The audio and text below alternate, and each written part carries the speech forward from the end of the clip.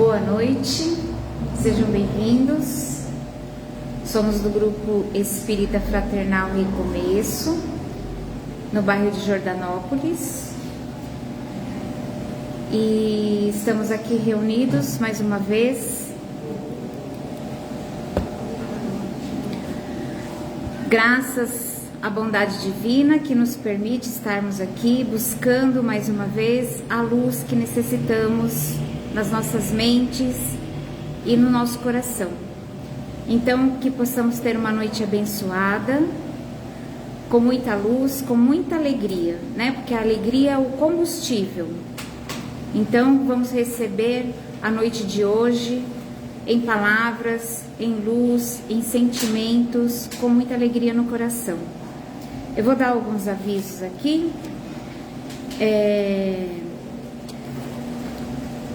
Nós temos o nosso bazar e aceitamos doações, né, de roupas, sapatos, utensílios. Então nós pedimos, né, se você tem algo para doar, nós estamos aceitando.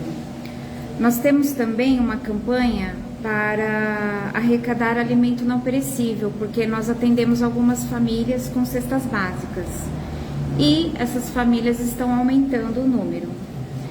Então nós temos uma listinha com algumas coisas que estão faltando mais, né? Café, farinha de todos os tipos, leite em pó, que também vem bem pouco, né? E essas famílias todas têm crianças, sal, achocolatado, sardinha e bolachas, né? Então, se você puder trazer alguma coisa, sentir no seu coração de trazer alguma coisa, tem aqui essa listinha, depois vocês podem pegar também ali na secretaria, tá? Nós temos também um trabalho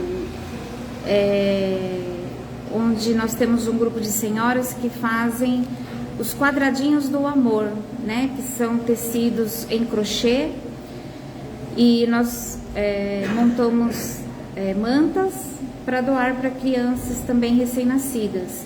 Então nós aceitamos também lã, né? Pode ser aquele pouquinho que sobrou, pode ser novelo novo, nós aceitamos também. Nós temos um grupo de estudo e hoje nós já contamos, acho que com 3 ou 4 grupos, né, na casa, e precisamos atentar para a importância do estudo, né, dentro da casa espírita. Não é um curso para formar médiuns, é um curso basicamente de autoconhecimento através da doutrina, né? Nós estudamos os livros do Pentateuco, né, que é o livro dos espíritos, livro dos médiuns, e mais algumas obras espíritas também de André Luiz, que são muito didáticas. Então o nosso estudo, ele tem essa visão para buscar o conhecimento da doutrina, o conhecimento do mundo espiritual e o autoconhecimento, né, através do estudo.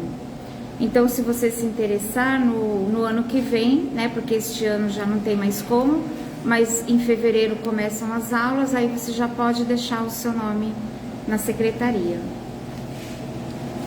E a recomendação do Evangelho no Lar, para que nós possamos levar, né, todo esse bem que nós recebemos na casa, toda a instrução, toda a luz, todo o tratamento que a gente recebe aqui, todos os fluidos que nós recebemos, para dar continuidade neste processo de equilíbrio e fortalecimento. É importante que fora da casa nós também tenhamos ações que trazem para nós este equilíbrio, né? E o Evangelho do Lar é uma das ferramentas que nós temos, né? Realizar o Evangelho dentro da nossa casa, nós levamos a doutrina, nós levamos sobretudo a palavra de Jesus, né? Que é somente luz. Ali nós vamos harmonizar o ambiente, nós vamos harmonizar os nossos familiares e vamos ter uma convivência mais harmônica, né? É uma recomendação da espiritualidade. Então vamos nos preparar para hoje. Eu convido vocês a fecharem os seus olhos, respirar profunda e suavemente, acomodando o seu corpo na cadeira, relaxando todo o corpo.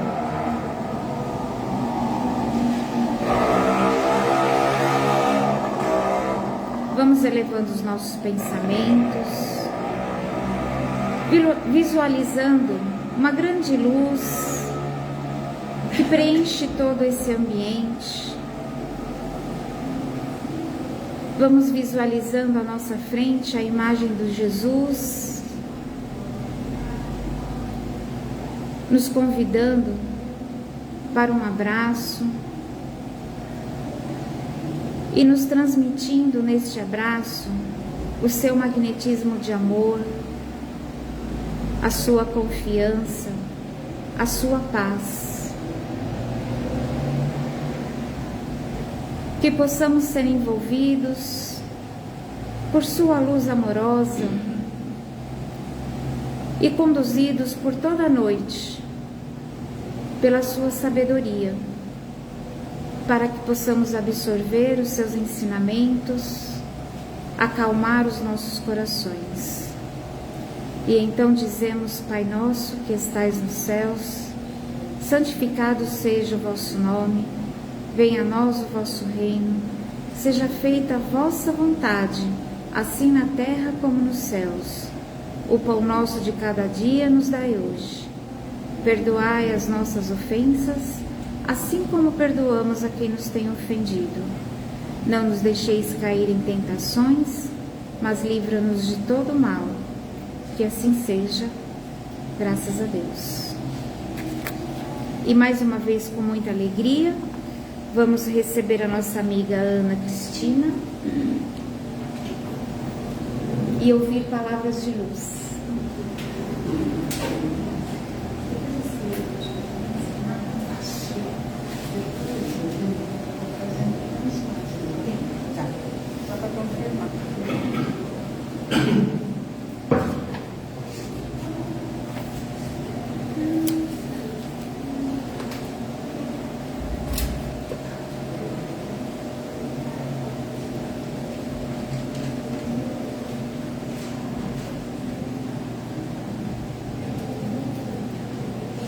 Boa noite a todos, amigos encarnados e aos desencarnados, o pessoal também aí do online, não é?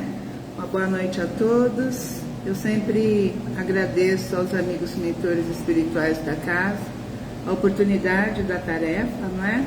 Dessa de vir bater um papo com os senhores sobre os desígnios de Deus, né? Os ensinos de Jesus. Para os amigos queridos, eu agradeço demais, peço sempre um pouquinho de boa intuição e para cada um de nós sempre um pouquinho de tranquilidade, para que os nossos espíritos consigam compreender o que nós vimos buscar nesta noite, não é? Então vamos lá. Será que eu cumprimentei os desencarnados também? Porque eu falei assim, acho que passou, eu não me ouvi. Então tá, gente, hoje o assunto que nós iremos tratar consta do Evangelho segundo o Espiritismo, lá no capítulo 5, bem como no livro dos Espíritos também, as questões 873 a 885. Nós também podemos ir no primeiro capítulo do livro Céu e Inferno, lá também vai falar bastante, né, sobre esse assunto que nós iremos trazer hoje, que é sobre a justiça divina. E o que é a justiça divina, não é? Justiça é a característica daquilo que é justo, daquilo que é correto, né? E divina porque ela é proveniente de Deus. Então, justiça divina, lei de Deus, justiça de Deus. Então, a justiça divina, ela é a consequência dos atos fundamentados no código, não é? Divino, ou seja, dentro das leis de Deus, também conhecida como lei natural, sendo assim elas, né? Porque são várias, elas são imutáveis e elas são eternas. E está escrito ali na consciência de cada ser, ou seja, está escrito na consciência de cada um de nós. Então Deus, como nós sabemos, é a causa primária, né, de todas as coisas, e é infinitamente bom e justo. A sua justiça, ela é baseada na igualdade absoluta da criação dos espíritos, ou seja, é todo mundo igual. A gente se olha, né, e fala assim, mas você é neguinha, eu sou branquinho, o outro é mais clarinho, o outro é mais escurinho, né? Mas nós somos iguais aos olhos de Deus. Nós não podemos esquecer isso nunca, porque como espíritos nós não temos cor, não temos sexo, não é? Então espírito é isso, é essência. Então a justiça de Deus, ela é baseada nessa igualdade absoluta na criação dos espíritos, né? Ou seja, todos os espíritos fomos criados iguais, simples e com uma certa ignorância, não é? Com nossa capacidade de evoluir, todos nós estamos sempre sujeitos às mesmas leis, as leis naturais, as leis de Deus. Então nós precisamos entender que Deus não cria o mal, que o mal, na verdade, ele acontece por culpa da nossa simples ignorância, não é? Não estou xingando ninguém não, tá? Nossa ignorância, porque nós não conseguimos compreender que quando nós tomamos um caminho que não seja o de retidão, nós estamos cometendo uma infração à lei natural. Estamos saindo do percurso que é correto, que seria o caminho, né, a nossa perfeição, a nossa purificação, o nosso caminho, que é a nossa meta, na verdade, não é? A perfeição. Então nós cometemos um engano, por quê? Por simples ignorância de fazermos o bem. Só isso. É ignorância de não praticar o bem, o mal, não é? Então Deus apenas permite a existência do mal, porque esse mal tem um objetivo, digamos assim, bem maior do que esse que nós conseguimos vislumbrar, não é? E como que funciona essa justiça divina? Para explicar o funcionamento da justiça divina, nós vamos dar um exemplo. Quando uma criança morre, por exemplo, nós cometemos o equívoco de acusar Deus, não é? Pela falta ali de justiça. Porque como que pode uma criança, que um inocente, não fez mal para ninguém até aquele momento e o antes, né? Porque aquele momento é um bebê, digamos assim, uma criança, um ser inocente, infantil, não percorreu nada na vida, né? Não cometeu nenhum engano como nós adultos já. Como que Deus permite um negócio desse? Nós já estamos incorrendo em julgamento de Deus, porque quem somos nós, né, para questionarmos as atitudes e as ações dele? Então, a nossa visão é de um ser inocente, indefeso, né, que não deveria sofrer. A gente vê muito isso quando a gente vai, por exemplo, fazer visitas em hospitais, somente aquele do câncer, né, que a gente vê tanto bebê, né, lá carequinha, todo furadinho, né, ou então tomando aquele monte de coquetel para ver se ajuda, não é, no tratamento. Aí a gente olha e fala assim, nossa, como que Deus permite isso?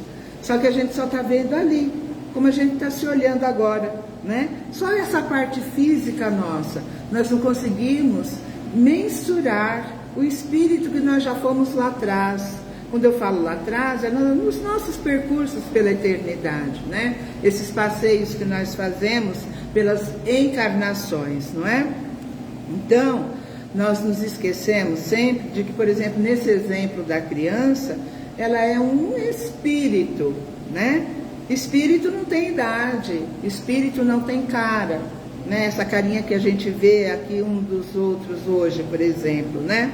E que ele já teve outras vidas também. Nós não sabemos de onde ele veio e nem para onde ele vai, como está no Evangelho, né? E aí o que acontece? Na sua nova encarnação, ou na sua nova reencarnação, é fruto dos seus atos como espírito lá atrás, não é?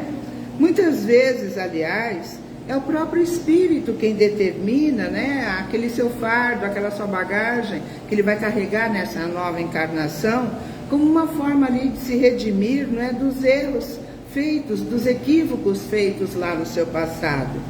Então, essas consequências naturais, sem intermediários, né, fazem parte ali da lei de causa e efeito em toda ação e toda reação.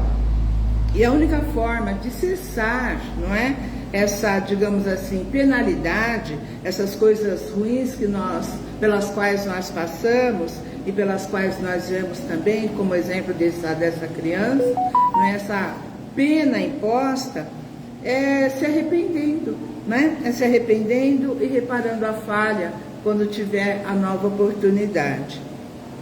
E aí o Espiritismo, ele nos esclarece a justiça de Deus diversas vezes, né? No Pentateuco, por exemplo.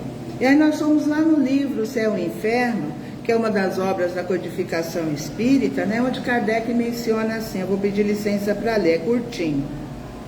Kardec fala assim: é nestas circunstâncias que o Espiritismo vem opor um dique à difusão da incredulidade, não somente pelo raciocínio, não somente pela perspectiva dos perigos que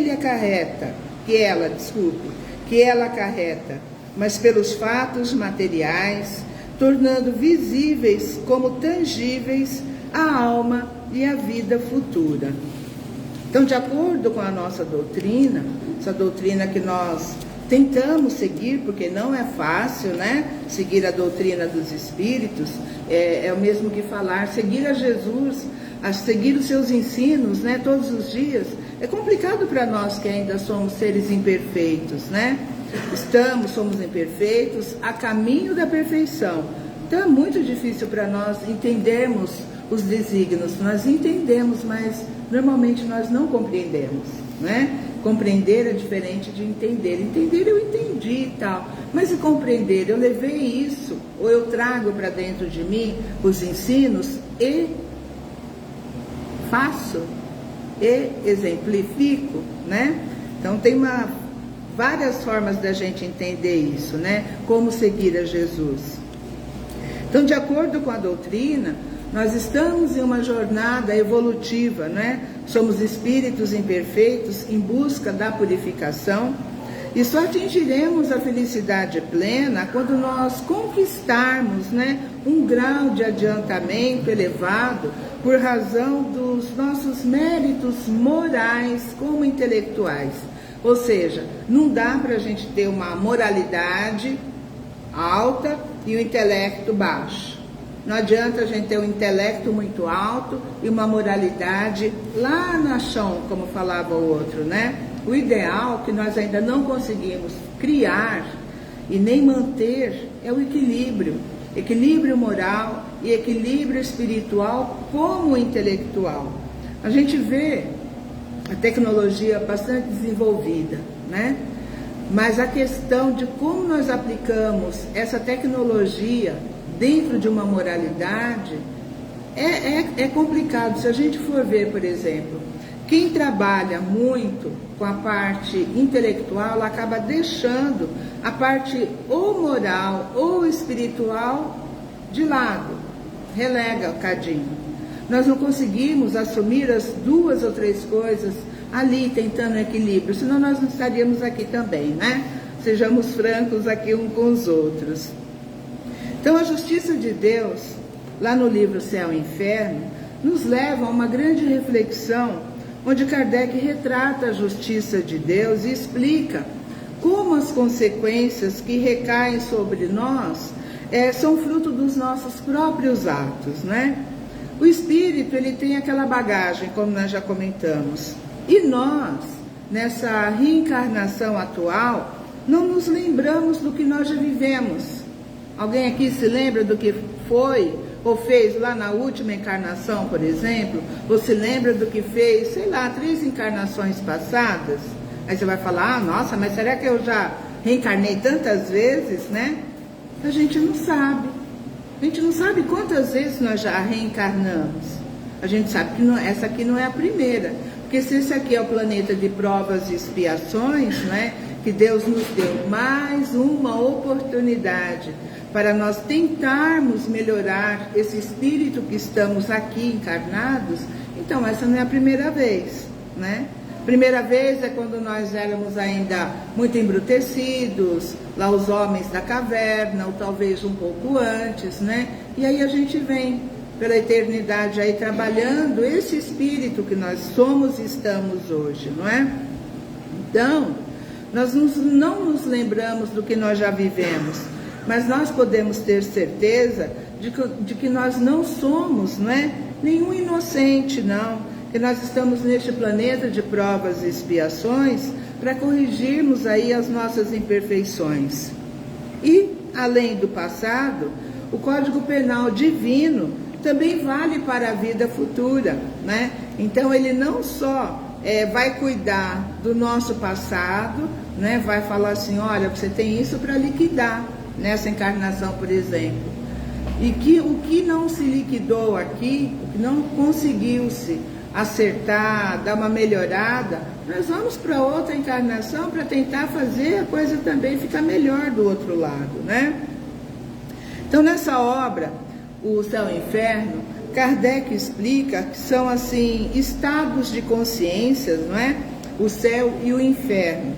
Eu falo que são estágios, né? Porque nós hoje estamos no céu, daqui a pouco nós aprontamos e formamos o inferno nas nossas consciências, como no nosso caminho, na nossa vida, né? Isso vai depender muito de como nós nos postamos, né, no nosso dia a dia.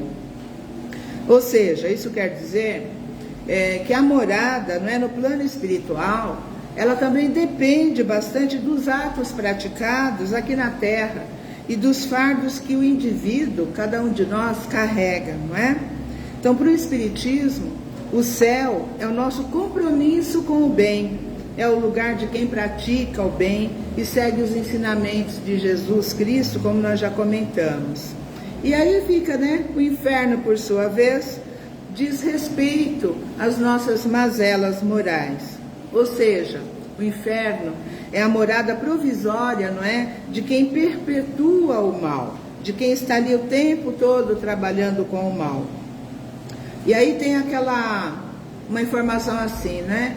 Os espíritos que, por exemplo, que habitam lá no umbral, como é chamado o plano espiritual inferior, eles estão ali de passagem, né? A gente sabe que é de passagem porque nenhum mal, nenhum espírito ele nasce para ser espírito do mal da hora que nasceu e vai ser assim pela eternidade.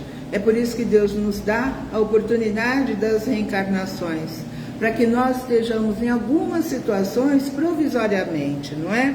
A gente fala que tudo passa, não é assim? Do mesmo jeito é como nós estamos maus hoje, amanhã estaremos no bem, e aqueles que estão no bem podem também amanhã resolver e praticar as coisas do mal, não é? Então, o umbral, essa região é uma região de dor e sofrimento exclusiva para os espíritos, os desencarnados, né? Porque para nós, como seres encarnados, espíritos na carne, o lugar de dor e sofrimento para aprendizagem é aonde? Aqui no planeta Terra, não é mesmo?